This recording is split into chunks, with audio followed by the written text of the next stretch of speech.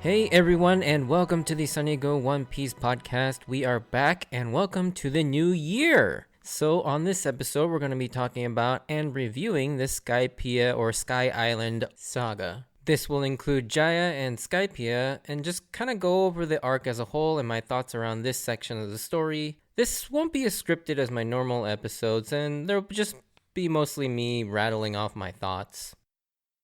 Okay, so let's get into it. I liked Skypiea and Jaya overall quite a bit, as you could probably tell if you've been listening to the episodes up till now.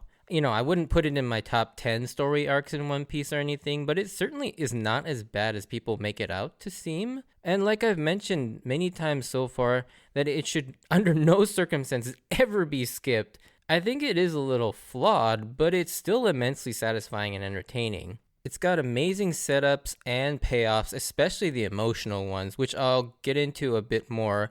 But just the whole arc theme of believing in ridiculous dreams, with Bellamy mocking it at first, then with Blackbeard's epic scene yelling that people's dreams will never end, to the final reveal that, as absurd as Cricket's dream was, it was all true, with that awesome reveal of Luffy's shadow in the sky paying off a saga-long setup that was absolutely amazing. And in the most unexpected way, it was, up in the sky and not at the bottom of the sea, which I think is a metaphor or foreshadow to the One Piece itself, in that it may not be what or where we expect it to be, like we thought at the beginning of the series. And again, like with many moments in the East Blue Saga, Oda is priming us for what the One Piece might be or where it might actually end up, and just sort of temper our expectations to think that maybe it's not exactly what we think it is. I also like that this arc tackles and centers around some pretty heavy themes as well, although it doesn't go too far deeply into exploring them, but it does have some thought-provoking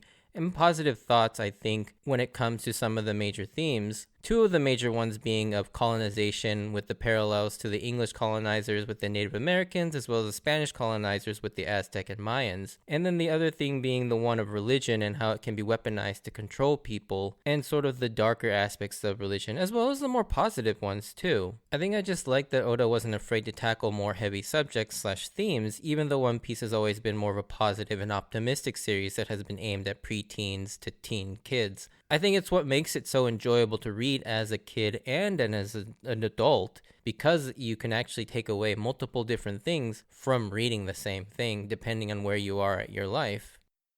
Now, with the more general aspects out of the way, let's get into a bit more specific things. First off, I want to talk about the things that I didn't quite like, so the cons of this arc. And I think the biggest thing has got to be the pacing. And this is kind of a theme in One Piece, is that the pacing is just bad. I mean, there's a whole sub-community devoted to fixing the pacing of the story. And also, if you want to watch One Piece at a more palatable pace, One Piece is a good alternative to watching it. They do a great job of condensing the series down to what it is more in terms of the manga pacing. And I think that's a great way to actually view One Piece if you wanted to consume it at a more reasonable pacing. But anyways, with Skypiea, though, I think there's a lot of unnecessary repeat scenes and extended moments to pad out time.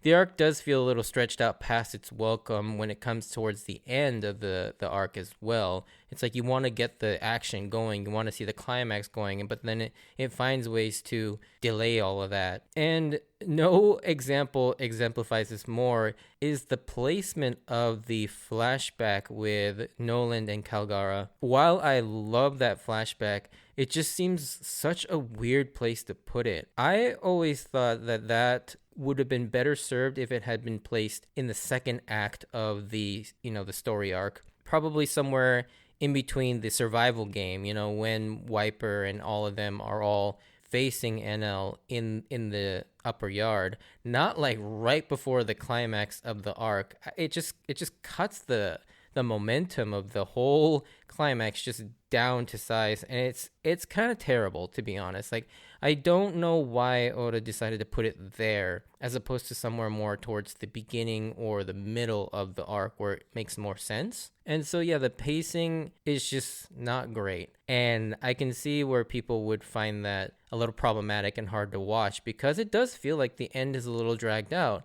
You want to see Luffy beat NL, and then he gets knocked off the arc, and it just seems like a way to delay him fighting NL. But for me, it's something that I can look past. It's not exactly the worst thing in the world. And I think in hindsight, Skypiea did seem long at the time, but seeing how long some of the more recent arcs have been, it's actually pretty short.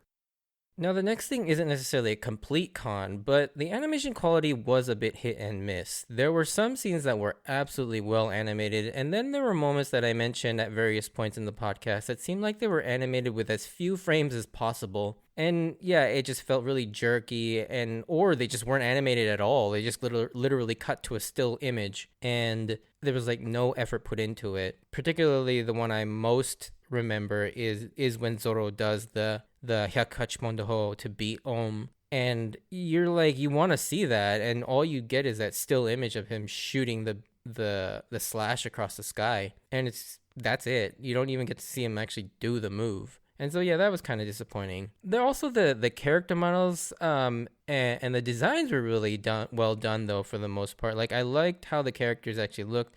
The drawings and the animation, they all were actually really good and nice to look at. Another thing that was also hit and miss with me was the villains. So with NL especially, he's immensely powerful and a real threat, but at the same time, he also doesn't have as much development as you'd like. And he's pretty one-dimensional, as he's kind of just a crazy evil villain because he's got crazy visions of grandeur and a god complex. But we don't really see why or how this has happened to him. And by extension, we don't really know what his true motivations are. And I did like the priests for the most part, as they actually proved to be good obstacles for our heroes to overcome and in order to reach NL. And each of the fights were really fun and entertaining, especially with the uniqueness of the Straw Hats trying to figure out how to get past the way of combat that they do with the sky combat and the power of the dials, and that was all really fun to see. So I like the priests, and I like NL too, but it's just, I don't know, I feel like there could have been a little bit more development with NL's character. And then lastly, for the cons, there's a couple small and minor things.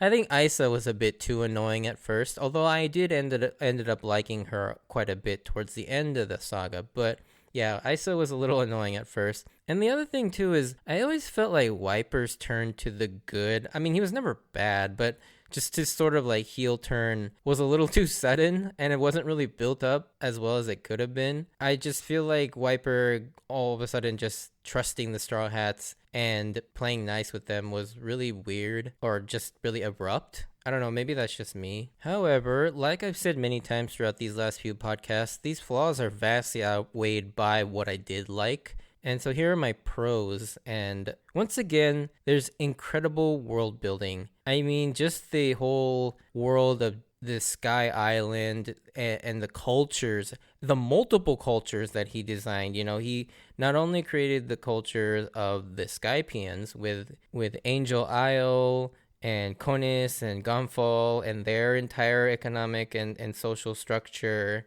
to religions and the dials and just the way that people live in the sky. And then not only that, but he created a completely different set of cultures and religions with the Shandians. And not only that, but then he also creates an ancient version of the Shandians with the whole Kalgara and the Shandorans. And it's just kind of crazy that he created so many of these. And not only that, but then also introducing Enel's way of life and everything. And then also before that, we have all the Jaya stuff and just this sort of the idea of a pirate town, haven town, and kind of like Tortuga or something like that in pirate history. Not to mention just slightly before Jaya, we get introduced to more of the aspects of the world government and the Marines with the introduction of a couple new Shibukai with Sengoku and the Gorosei. And yeah, you get this much more expanded world of One Piece, setting up for a much, much bigger world. And yeah, I love the world building of this sort of section of One Piece because it seems to get bigger and bigger, and it's so much more creative. And speaking of one of those things, the dials, man, I love the introduction of the dials here in Skypiea. I mean, that's just something that I never even considered would be a thing. But yeah, the dials are so cool, to be honest, because it's almost like mechanical technology, which isn't really present in One Piece, at least up until now. But yeah, but it's different. It's not like your typical mechanical, futuristic, industrial type of technology. It's more of a naturalistic technology, which is pretty damn cool. And the dials do so much too. And kind of a little bit of spoiler, but I love how it gets incorporated into Usopp and Nami's arsenal in terms of like how they end up using the dials later on, because it's freaking awesome, and especially for Usopp. And so yeah, I love how the dials get incorporated into One Piece, and just seeing how they're used throughout this whole entire saga is amazing. Another aspect that I really loved about Skypiea was Robin. Seeing as how this was Robin's first real major arc, I loved seeing Robin grow together with the crew and seeing her relationship develop and seeing her powers, getting her first one-on-one fight against Yama, and just sort of having her relationship develop with the Straw Hats and seeing her play off of different crew members. But most importantly, I loved seeing how at the end she seemed to actually be really enjoying herself, and seeing as how her life has been so difficult up till now and living in the shadows, a life on the run with criminals. It's just really nice to see her kind of falling in love with the crew and seeing her sort of grow with them and seeing her happy. And yeah, I just really liked seeing that slow evolution of her starting off being a little bit more distant with the crew, and then finally towards the end of the saga, she's pretty much on board with the crew. And obviously this is going to, play a bigger role going forward in the series as well as she gets more acclimated to the crew. The third thing that I really, really enjoyed that I wanted to highlight was the comedy. The humor and comedy in this arc and saga is just beyond hilarious. Like, there's just so many laugh out loud moments in this entire story. It's just so silly sometimes, but it's so funny. There's just so many moments where you're just caught totally off guard, and it's just so funny seeing them all play off of each other, and the fact that they're sort of the crew is all in like fish out of water type scenarios that is super funny. I mean, you've got things like Zoro getting like lost, and Luffy singing his Ahobaka song, Chopper just trying to survive, and yeah, everything into like NL and his shocked face, and then you've got Luffy's first initial encounter with NL and his fight with like Gomu Gomu no Fusen and then like Gomu Gomu no Bong.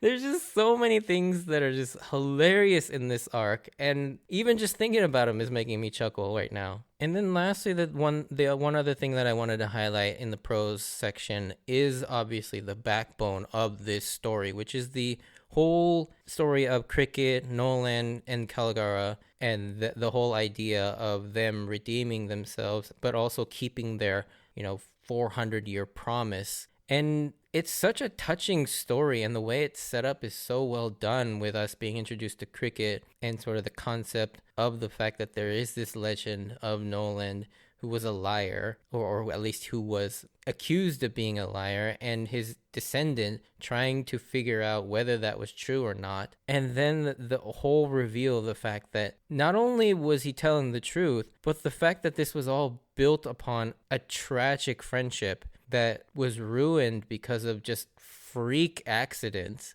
And then the culmination of Luffy going the extra mile to not only prove that, but to connect all the dots and to show that to everybody, not just Cricket, but Wiper, the Shandians, the Skypeans, NL, everybody, that not only was this story true, but he finally puts to rest everybody's sort of grief over that tragedy that happened so many years ago. And yeah, that's why that scene of Luffy, with his shadow in the sky and Cricket finally coming to terms with that is so powerful, because it's set up so long ago at the very beginning so well, and it permeates throughout the entire arc. And once you get to that point where Luffy rings the bell, everybody realizes the importance of that and the lesson that it provides, that there not only was the bell and the upper yard and the berth something not to be fought over, but something to be used to unify everybody together, is such a powerful moment that, yeah, it's just so awesome to see that. And that flashback